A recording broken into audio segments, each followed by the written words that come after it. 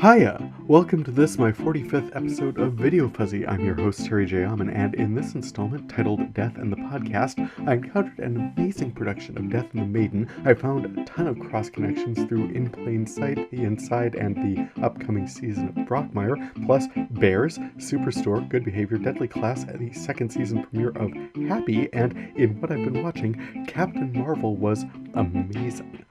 Welcome to the show. He doesn't have that on video, does he? We'll find out together on VideoFuzzy. And what's going on with me? I have been enjoying this amazing weather. It's in the 40s? There's wind chill that makes it feel like it's in the 20s. It's not snowing, and it's sunny. As far as April goes, that's the best we can hope for some years. I got the oil changed, our snow tires switched out, we got the mower cleaned up and ready to get back out there once the last of our snow finally melts. So, yay, spring. Correction. Error. Nothing huge. I just misspoke when I was talking about the Root of Evil podcast associated with the TNT presentation of I Am the Night. I misidentified Steve Hodel as Dr. George Hodel's nephew, when in fact he is George's son. My bad. Incidentally, the final episode of the Root of Evil podcast dropped this week. You can check that out along with past episodes on Apple Podcasts. Oh, and I misspoke when I was talking about the magicians. I mentioned that Alice was in Modesto hiding from magic. She wasn't hiding from magic. She was hiding from the library. Sorry, my bad. Friday Night Feature. Initially, I'd planned to pull up an episode of In Plain Sight for this segment. Mary McCormick run ragged, still laying the groundwork of the first season of her USA series. I was alternately entertained and infuriated by that series, and since episodes have been popping up recently, I intended to kick back and explore one of them for more detailed discussion of that reaction. That is, until I got to disc 653. Black screen. Fine line features, logo tracks across. Oh, I'm getting a little excited now. What movie did I save here? Bam! Oh, wow! I've got the strident opening concert performance of Schubert's String Quartet No. 14 in D minor. I've got Sigourney friggin' Weaver in a stunning evening gown, white knuckling, breaking Stuart Wilson's fist, quietly losing it to the unmistakable strains of Schubert's Death and the Maiden, dated 1994, presented by IFC. The spare screenplay adaptation of Chilean playwright Ariel Dorfman by Rafael Iglesias becomes high art in the hands of these capable artists. Secluded well away from the highway, at the end of a winding, treacherous road in an isolated cabin, Weaver, as Paulina Escobar née Lorca, listens to news reports of her husband, Wilson as Gerardo Escobar, tapped to advise the newly elected president on truth commissions to investigate reports from the bad old days of military juntas, death squads, and political oppression, and she's visibly upset. Once Escobar returns home, late because of a flat tire, they have a fight over the flat, but while strained, it's clear they love and care for each other. Paulina's got her own beef with Escobar. If he's in charge of the truth commissions, the truth might come out about her. We learn Paulina is the survivor of sexual assault and torture at the hands of one of these nightmarish regimes. World's biggest coincidence, Ben Kingsley as Dr. Roberto Miranda has given Escobar a ride home and returns with his bad tire, realizing as he does so what good will it do him. Overhearing their conversation, Paulina is transfixed by certain verbal tics. The doctor, she remembers the doctor who oversaw her torture, made sure it was never fatal, but oversaw and administered the physical and mechanical rape she endured blindfolded. She never saw her tormentors, but she remembered voice, pitch, certain patterns of speech, the really, really real speech patterns of, oh, she is enraged. She slips out the back and drives the doctor's car down the road, looking for evidence to use against him, finding recordings he would play during their sessions. She pushes his car off a cliff. No one would ever assume anyone survived. She walks back to the house, ties up the now sleeping doctor, and proceeds to try him for his crimes against her. At first, her husband is appalled. She has no proof, no real evidence, just impressions, just reactions. She's done this before. She's lashed out in her trauma, but having determined that in this instance she feels pretty damned certain she's got the right guy, since the president has already named Escobar to advise him on these so-called truth commissions. In the abstract, why not start with a specific case, defending a serial military conscripted rapist and his crimes against her as a student activist? If any of this was any one thing, it could get boring. 3 exhausted people rehashing ancient if troubling history in a room, but it's not. While Paulina is sure he's the right man, it becomes clear she's also prosecuting an abstraction. While Escobar's instincts are to support his wife, he knows for a fact this trial has enormous potential for a career-unmaking disaster. As for Miranda, the stakes are immediate and difficult. Plead with Paulina that he could never be the terrifying monster in her memory. Appeal to Escobar that he's got to be the reasonable one and release him. She's got the wrong guy. Yet, in fact, the circumstantial evidence against him just keeps mounting, and regardless, Paulina is the one with the handgun. I felt throughout like this would be an amazing production to be a part of, wrapped by these performances. Even this film's pedigree is compelling. Death in the Maiden is a dark, twisted psychological exploration presented by people who know how to craft these characters and tell these stories. Wilson and Kingsley present deeply drawn characters, but the film, I feel, hinges on Paulina's character, and oh, wow. Weaver, I have especially friggin' loved, in not only this and the intensity she brought to her work in the Alien series, but the psychological wreck she portrayed as Dr. Helen Hudson in Copycat. Just wow. And under normal circumstances, I might reject a work by Roman Polanski out of hand, but somehow this material feels like it arrives on my screen through a sharper lens. Decades of exile and accusation, almost certainly culpable. What demons is this director exercising through Paulina's rage and Miranda's pleading? As the dawn breaks on the resolution to this crucible of a film, we are given some window on the healing that nation would require in the howling microcosm of pain we've been presented. Closing, as we opened on the Schubert performance, feels like some of that healing may be underway. Love this piece. Well done, everyone. Well done. Diving into the classic collection. In my classic collection, I wanted to highlight a creepy installment of Fear itself. The third installment, Family Man, featured Colin Ferguson, who played Sheriff Jack Carter from Eureka, as Dennis, an accountant who was T-boned in a terrible crash on his way to the office following Sunday services in his sleepy little town. At the hospital, he has an out-of-body experience and encounters Clifton Collins as the dark soul of the Family Man serial killer, Richard, who also left his body for a stroll. Richard proceeds to possess Dennis's body while Dennis is trapped in serial killer Richard's body. What amazing luck! The serial killer, blessed with this unbelievable Freaky Friday good fortune to have gotten away with his many dark and heinous crimes, murdering entire families, while Dennis, poor schlub with an even more ridiculous cover story, no, wait, seriously, I'm someone else now in here, is serving out Richard's sentence. But now, for whatever reason, Richard, completely out of character for the accountant, is suddenly constantly visiting the serial killer in prison who he's never met before and otherwise had no connection to, taunting Dennis about how he's going to murder his family and there's nothing Dennis can do about it. Dennis is naturally frantic to save his family, and his jailers and attorney are naturally unsympathetic about his agitation.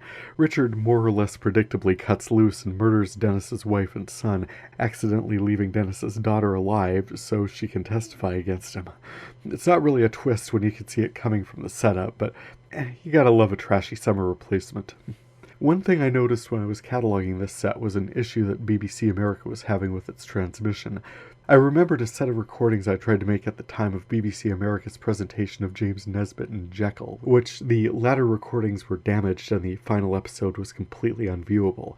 Thank goodness it reran later, but at the time, Stephen Moffat's superior updating and reimagination of Robert Louis Stevenson's dark and twisted tale left me hanging. I was reminded of this when I encountered my copy of the MI5 episode Hestia 8. The first 5 minutes or so were like watching the artifact of solar flares, if that indeed was what was happening. But honestly, why was it only affecting one channel? I suspect the BBC America were trying to reduce piracy or what have you, and indeed, piracy will certainly vanish from the face of the earth if you can't see the show in the first place. Fortunately, it had cleared up and I could at least see what portion of the episode I'd managed to save, but I know I've had better copies of, well, damn near everything in my collection. Other highlights, I found the introduction of Alex Kingston as Dr. River's song in Silence in the Library, the 4th season Stephen Moffat production of Doctor Who. She's a great deal of fun, but we don't know this yet. What we do know is a young girl is having visions of a library that is somehow an actual library with actual books, so the Vashta Narada shadow piranhas are there to eat you if you get caught in a shadow. Why the hell did they... Seriously, Stephen Moffat, every time we let you write things, you come up with silly, impossible bad guys. Vashta Narada, weeping angels, clockwork French people, spoonheads, the silence, and endless armies of children to be frightened and cuddled by the Doctor. How do you do such amazing work with Sherlock Holmes and Jekyll and Hyde, but give you all of space and time, you come up with truth aliens, killer rocks, or nanobots programmed to heal everyone, but end up killing everyone instead? Quite apart from the sillier aspects of this story, which were mostly included so as to shoehorn a cliffhanger and make it a two-parter, Moffat also managed to exploit the stronger aspect of time-traveling storytelling, crafting two time-traveling characters whose timelines continuously intersect out of order. If I fault him for crafting some of the silliest villains in sci-fi, I do have to credit him for building one of the strongest, most compelling relationships as well. The Doctor and River song is one of the best in the series, rivaled most probably by John Smith and Joan Redfern, that one penned by Paul Cornell. Other significant finds include the episode of South Park where they enter the 4th grade, and oh, wow, did I find a bunch of Monty Python episodes. There was a rather joyous stream of consciousness episode centered on a cycling tour that somehow tracked through advances in food safety, France, communist Russia, and Miss Clodagh Rogers. Another tracked a sci-fi sequence in which an alien ray turned everyone Scottish in order that a giant blancmange could win a tennis championship. We were introduced to St. Looney of the Cream Bun and Jam, and highwayman Dennis Moore puzzling out the most equitable means for redistribution of wealth. One reference I made a little self-consciously in episode 39, I couldn't remember it properly, but I was talking about Eli Stone bringing in George Michael to sing Feeling Good. He's got George Michael singing this rich, deep, evocative song, and I'm over here with my heart going peep because, God, yes, I've got this. I've preserved this. This is good. This is real. It was a Graham Chapman line from a sketch about a recruit seeking to join the army, but a division rather more focused on fabrics and interior design. Chapman recommended the Durham Light Infantry Division. Oh, they're the only ones doing anything new with interior design. Savage tans, great slabs of black set against aggressive orange. Makes you want to shout out, this is good, this is real. Anyway, I was reunited with that sketch in this collection, and that was the reference I was making. Cross connection. The main reason I was considering pulling up the In Plain Sight episode Never a Bride for my Friday night feature, nope, not Paul Ben-Victor as Dan McQueen ballroom dancing with Patrick Weller as Marshall Mann, which, while fun and silly, was a bit compelling, certainly a risk in the 3rd episode of the series, but rather my astonishment to learn that the primary Witsec client, Terry Ranzino, a.k.a. Trina Morris, a.k.a. Trudy Wainwright, a.k.a. Tanley Bishop, Tony Denard, Tress Stevenson, etc., a bigamist con artist played as an outrageously bubbly nut by Missi Pyle on disc 651 in my collection, was the same Missi Pyle who portrayed the hilariously stoic, staid, reserved recurrent character Renee Winger in my 4th season Boston Legal episode, The Gods Must Be Crazy, on disc 590. I was spun. In her In Plain Sight appearance, she was this mercurial, gregarious, life-of-the-party nutball who gave series lead Mary McCormick as long-suffering U.S. Marshal Mary Shannon a brilliant foil to play off of, quickly and credibly crafting towering, ridiculous social fun bombs like, oh, she's in witness protection, but she's getting married, so there's her picture in the paper, and now her cover story for Mary is that they're best friends from college, and she's her maid of honor. How fun is this? So much fun! And Mary ends up pursuing a suspect while wearing a bridesmaid's dress and heels and diving into a pile of trash bags so as to avoid a hit and run. You can't accuse USA's In Plain Sight of subtlety, but Then Boston Legal took her in the completely opposite direction. As Renee Winger, Missy channeled her inner Diane Sawyer, very calm, self-assured, not remotely zany, pursuing her suit against the Archdiocese of Boston on employment discrimination. To wit, they would not accept her application to be a priest. I had to do it. I pulled both discs to watch side by side, a moment from Missy's introduction of Renee up against a clip of Missy as Terry. They were clearly the same actress, a fact I'd missed when I'd watched In Plain Sight the first time, but when I realized who I was watching, remembering the demure, deadpan presentation she'd pulled up for Boston Legal, I was deeply impressed. She'd developed wonderfully distinct voices and presentations for each of these creations. She's got an incredible gift for interpretation, and this also is one of the joys of this project. I get to enjoy such a range of storytelling and all of the gifted artists telling them. In other connections, a 5-minute promotion IFC aired for Brockmire set me right back on my heels. If casting has anything to say about it, we've got an outrageously fun season coming. Richard Kind is here from Mr. Sunshine, from Mad About You. Hell, he was really in Spin City. And then we've got J.K. Simmons, who's been awesome in everything, including The Closer and Oz and Farmers Insurance commercials. And he was in Juno, he was in Spider-Man, he was in Whiplash, for Christ's sakes. And holy cow, this was the revelation that dropped my jaw. We will be meeting Lorraine, estranged mother of Hank Azaria's barely controlled dumpster fire of a character, Jim Brockmire, played by who? Oh, just a bright little unknown, fresh-faced ingenue named Linda freaking Lavin. Season 3 opens this week, and it is going to rock. Oh, and along with some cross-connections, this one is also a bit of old business. I've been following up the unaired episodes of The Inside someone named Chris posted to YouTube. Very kind, very easy to find, thank you. And I thought I was still missing one. I ran through and checked my catalog against his recordings, and while he had a few out of order and one of them is misnamed, I was able to confirm that they're all there. Anyway, while I was in there checking, in one of the episodes, number 10, Little Girl Lost, he wasn't credited, but I swore I saw psycho character actor Evan Peters in a lineup as the Violent Crimes Unit ran a sting operation on a highway patrolman suspected of abducting families. That patrolman? Garret Dillahunt. Holy crap. Garret Dillahunt is one of my very favorite parts of Raising Hope. Love that guy. And one further cross-connection, Martha Plimpton, who played his wife on Raising Hope, will also be making an appearance in the upcoming season of Brockmire, so that was a fun encounter.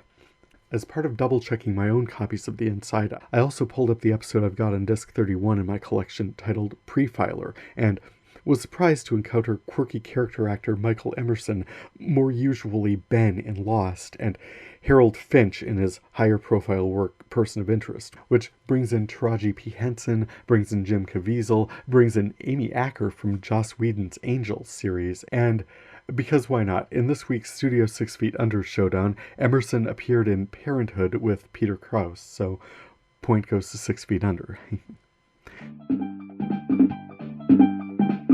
Current collection. Speaking of old business, TNT snuck the second season of Good Behavior past me without my having any hope of seeing it. That is, if they ever did air it, they did so entirely under my radar. At first I thought they'd done me a favor. The continuing adventures of Michelle Dockery as con artist Letty Raines teamed up with Juan Diego Botho as conscientious assassin Javier opened a little cold, focused on Letty trying to get her son Jacob into a fancy private school, and I wondered if the whole season was going to be this kind of the riches flavored blah. It was not. The first episodes were a little suburban, sure, camping in the woods, Javier's trying to assassinate a rapist, and Letty's trying to stop him, kind of the same setup that happened a couple times in Season 1, bah. But Season 2 quickly tracked us through corrupt FBI investigators, sting operations, drag queens, blackout drug use, one of the darkest husband-wife assassination plots I've ever seen, and oh wow, everything that could possibly go wrong in the disposing of a body in an accidental death, including a couple of unforced errors that seemed like Letty almost wanted to get caught. Ultimately, some truly enjoyable storytelling, encountered entirely by accident. I opened TNT On Demand for something else entirely and saw Good Behavior listed there. I thought, well, it's been over a year since season 1 aired, what are they showing? What they were showing were episodes 1 through 5 of the second season, and I was like, there's a second season? So I pulled them up and watched them in a day, and I wondered if they were ever going to show the other 5 that IMDb said there were supposed to be, and lo and behold, episodes 6 through 10 aired the following weekend.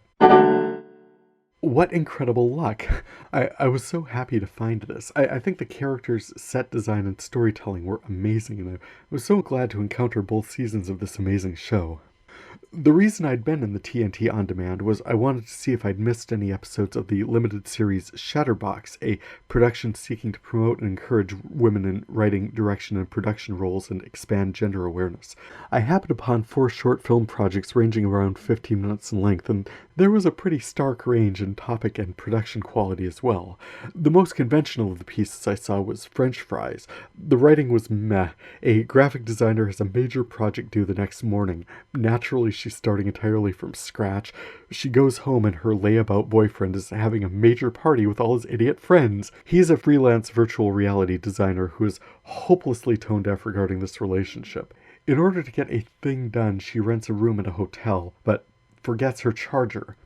Boyfriend shows up with the charger and sets to work bothering her some more there.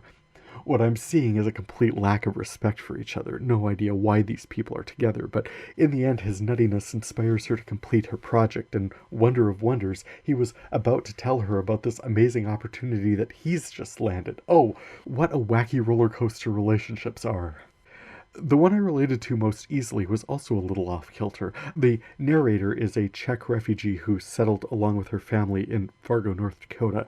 She's writing a letter to Lutheran Social Services to place a Cambodian refugee family in her care. She was grateful for the assistance she received as a refugee in this strange, cold part of the world and wanted to help another family. What struck me was that there was no set design or location scouting required. This all took place quite unmistakably in Fargo, North Dakota. It opened on the giant old Forum Tower downtown. The kitchen was clearly any lower middle class kitchen you encounter in this part of the world.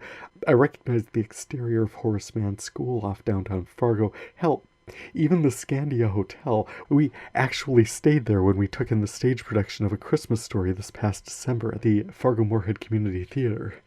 Her earnest Slavic narration set the tone. You could easily hear notes of homesickness in her voice, but also love for her family and resolve to help others. It was a low-energy production, and it seemed a little interminable by the end, but I thought it was a cool story to be included in this project. Definitely a slice of life. Oh, her charming occasional struggle with the language extended to the title of that entry. Please send me one Cambodian family for my pleasure. Phenomenal. I struggled more with the other two. In one, X, a preteen African-American boy wakes up alone in his house. X, if that's who this is sent on an errand after school and manifests part of the way as a preteen girl and then as a teenage boy in creepy, uncomfortable situations, including a middle-aged white guy sitting way too close to him, or rather her at that moment, on a bus, and then a shopkeeper targets another young boy of uncertain, possibly Hispanic ethnicity. The shopkeeper confronts him about stealing, which the other boy denies, and in walking him out of that situation, X presents as an older boy, and when he comes home, he's a preteen again. The final story I found, called Control, is set in a dystopian future, and there's hacking and there's laser weapons, and I wasn't 100% clear what was going on, but yay Shatterbox for giving people chances to tell stories who might not otherwise have gotten to. A recent episode of Superstore found the employees working way too hard to be not in last place in the regional Cloud9 Steps Challenge, which fitted the staff with knockoff Fitbits and challenged everyone to get to steppin'. The competition was online, and unseen IT contingent magicked an unmonitored 50-inch view screen in public view where a scrolling employee message board was visible to share motivational messages. I think it's quite easy to see why this would never be a thing that was done, right? But since they did do it, here are some of the motivational chat elements we viewers were privy to on Superstore's Steps Challenge screen. Get to Steppin' scoreboard. Well, First off, I wasn't listing the different fictional stores and their different fictional results, but they were between Belridge, Crestwood, Maryland Heights, Fenton, Kirkwood, Hilldale, Wellston, and Our Heroes at Ozark Highlands. At one point in the competition, they'd moved to second to last place. Belridge had 210,339 steps, and they, Ozark Highlands, had 85,312. Also, without context, who knows how many employees there are at any given store, and oh right, this whole thing is made up. But the motivational messages are also made up, and that included someone somewhere posting, "I might need new shoes. Mullo 2014. I'm gonna kill this thing. I even walk in my sleep." Brett 1217. Hashtag The Walking Dead.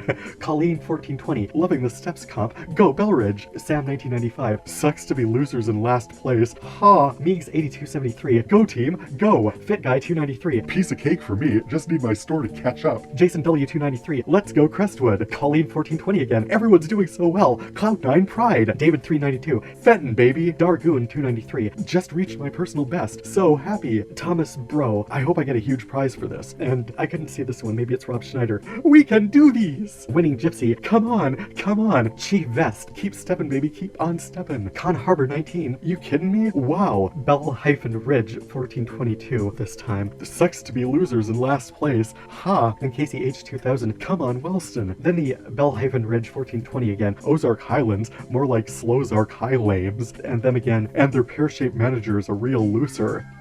The last few trash-talky ones were posted by America Ferrera as Amy to ramp up some imaginary competition with another store. It was fun that they had Amy post the trash-talking messages since her character routinely wears the wrong name tag, so her posting as different people from different stores was kind of her thing. Later, they tag their own store with trash talk graffiti, which then naturally escalates to other Ozark Highlands Cloud9 employees trashing the Belridge store's break room with deer urine, which in turn gets their own break room trashed by Belridge employees.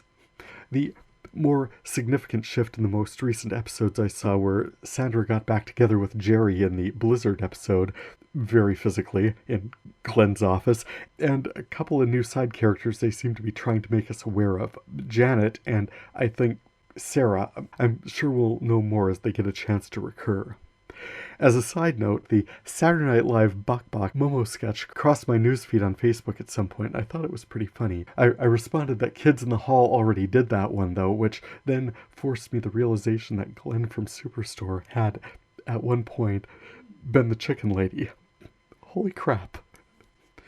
And while I'm on lists of things, the fine folks at Full Frontal compiled a partial list of reasons Trump is a bad prez, continued.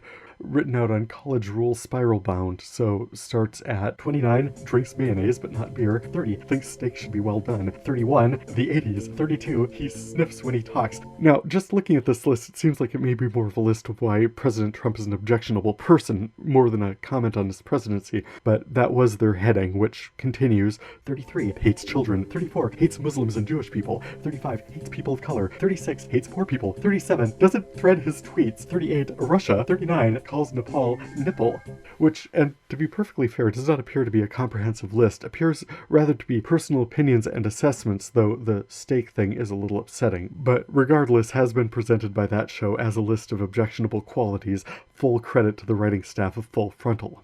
Very quickly, BBC America aired its 2-episode production of The Great Bear Stakeout, following the lives of grizzly bears in the Alaskan wilderness with camera installations that allowed them to film bears with minimal human interaction, including some underwater shots. I love watching bears in the wild and felt this production was beautifully photographed and nicely put together. There were points of high drama, a mama bear lost a cub early on, and violence broke out occasionally as bears invaded each other's territory, but generally we got to watch 2 hours of bears being super chill and just finding noms and raising their cubs and just living their lives. Fun show. The retro 80s sci-fi production of Deadly Class closed out its first season with a siege at Hillbilly Mansion, touching on all the worst instincts of redneckery as a fine justification for wiping them from the face of the planet, or at least the Shabnam's once beautiful home, now heavily fortified and booby-trapped by Funface and his clown car full of Hatfields and McCoys. Armed with a small arsenal and half a year's training at King's Dominion School for Assassins, a ragtag, partially hungover troop of emotionally and hormonally charged infighting first years take on a well-organized, entrenched, and motivated force, and Is this spoilers? If this is spoilers, you could skip it, but you didn't imagine they'd send all these kids we've spent a season getting to know and love up against a bunch of anonymous hill folk and lose, right? The final showdown between Marcus and Funface is especially charming. Funface has put together a talk show soundstage like Eric Andre with Brian Posehn's Shandy as his own personal Ed McMahon, and something a little darker than hilarity ensues. As the season closes, tension mounts as our anti-heroes find themselves dropped from the frying pan into the fire, and I for one am definitely excited for season 2. Speaking of exciting second seasons, this past week I was thrilled to encounter the Easter-themed return of Happy. Chris Maloney is not really all that reformed hitman Nick Sachs is joined by Patton Oswalt as Sachs's daughter Haley's imaginary friend Happy, a flying blue unicorn only Sachs can see. This season, Sachs is dealing with Haley's bad behavior getting her kicked to a private school. Haley's mom, Amanda, is dealing with traumatic flashbacks from having been raped by children's show impresario Sunnyshine's bug persona at a toxic rave, so you can probably figure she's not a fan. For his part, Sonny has approached the Pope himself about rebranding Easter to whip the kids up into a frenzy over it, which the Catholic Church would probably be interested in pulling some attention from the, oh yeah, sadistic mass murder of nuns at the top of the episode. I'm still wrapping my head around everything that happened and how all these pieces fit together, including warped child abductor Smoothie in an evil bunny costume hard at work for Sunny Shine, Nick Sachs turning up in a home being shown by Meredith McCarthy, his former police investigator turned realtor, who, while decommissioned, has been tracking all the information she can about her mother's assassin, Mr. Blue, currently serving time and cursed by an ancient malevolence. Can't wait to see how all these moving parts connect up, but this show moves along at a pretty good clip, so I don't imagine I will be waiting long. Go sci-fi! What I've been watching. Okay, we got over to Captain Marvel, and by now I hope everyone who wants to see it has seen it, but it was an amazing movie. Brie Larson crafted... I had no background on this character, none. She's kind of like Vision for me, or the Scarlet Witch. I do not have backstory or any sense of this universe. Same with Shazam. I'm probably going to be passing on that one. It's led to understand one of the huge superhero characters from the 1930s and 40s. My only awareness of that is Saturday morning live-action adventures where this Denny Terrio-looking guy would travel around with signal lights epoxied to a red bowling ball in a windowless van, and every week he'd get messages from his mentors, Solomon, Hercules, Apollo, Zeus, Atlas, Statler, and Waldorf, and spin around in spandex and have an adventure. This was the 70s. It was not good writing. There was a related show where a beautiful young archaeologist would channel the Egyptian goddess Isis. Almighty Isis. And she'd do stuff. Oh, and Jim Nabors as Gomer Pyle would occasionally exclaim, Shazam! Those are my only points of reference. They are not positive.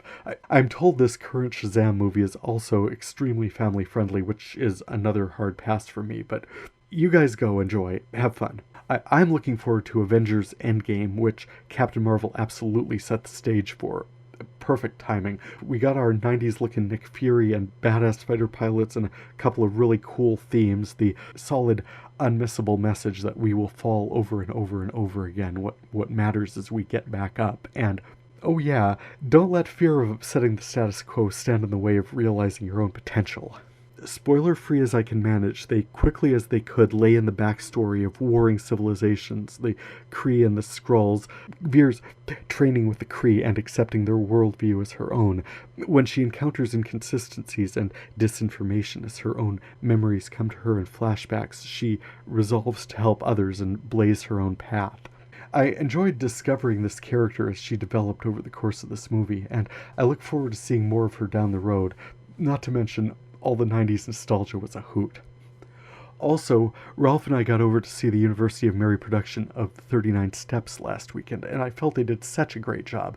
As written, the script calls for 4 actors and actresses to take on the many roles in this production, and I can definitely understand the comic potential in that approach, having prepped one of the quick change characters for the Minot stage back in 2012. Sadly, it was not to be, with my having accepted a post 100 miles away in Bismarck in the middle of rehearsals. We got up to see their production with my replacement once it hit the stage that spring, and they did a fantastic job, but What I loved about this production we saw in downtown Bismarck last week was they brought more actors in to play the quick change characters. This translated to a certain amount of joy during quick scene changes, impromptu oompa bands, etc., not available in standard production because otherwise everyone's backstage doing a quick change. We meet a young man, Paul Scogan as Richard Hannay, bored at home in his 1930s London flat. He attends a theatrical production and, through a chance encounter with a mysterious femme fatale, Molly Laxton as Annabella Schmidt, is quickly drawn into a world of international intrigue, suspense, murder, espionage, high-flying chase sequences by rail, by air, by motorcar, unmasking corruption at the highest levels of law enforcement and politics, culminating in a towering firefight, shots fired as panic erupts throughout the performance space. Is anyone really safe? Truly another joy of this show is the company's full use of the production space, which at the Bell Mayhews in downtown Bismarck is a beautiful antique stage. There was a chase sequence they ran actually through the audience, which was delightful, and a couple of sequences that involved the box seats above the stage itself. From our vantage point in the balcony, we had an excellent view for these scenes, as well as the adrenaline-churning conclusion. I was deeply impressed, and we had such a great time at that production. We actually got over there for opening night. The actors were energized, the audience was small but enthusiastic, and I thought quite responsive, and I think they got the weekend's run off to a great start. Upcoming shows. I say upcoming, but by the time you hear this, the third season of Brockmire will have aired. I already mentioned what I'm looking forward to with that. New episodes Wednesdays on IFC. Then, over on BBC America, I don't know whether this one will be worth it or not yet, but we've got this chill-looking sci-fi fantasy production called Discovery of Witches. I'll be able to tell you more about that once I actually get a chance to see it.